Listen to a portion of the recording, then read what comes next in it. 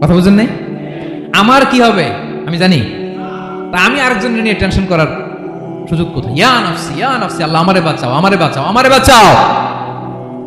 কাঁদতে কাঁদতে মানুষ হয়রান হয়ে যাবে, এ নাকি আবার আরেকজনের বাঁচাবে। বিশ্বনবী বলেন, বিশ্বনবী একবার ছাগলের রান খাচ্ছিলেন, রান খেতে খেতে বিশ্বনবী বলেন, আনা সাইয়্যিদুন নাস ইয়াউমাল কিয়ামা, আমি কিয়ামতের দিন সর্বশ্রেষ্ঠ হব, মানুষের মধ্যে সর্বশ্রেষ্ঠ সেরা আমি বিশ্বনবী। আলহামদুলিল্লাহ পড়েন।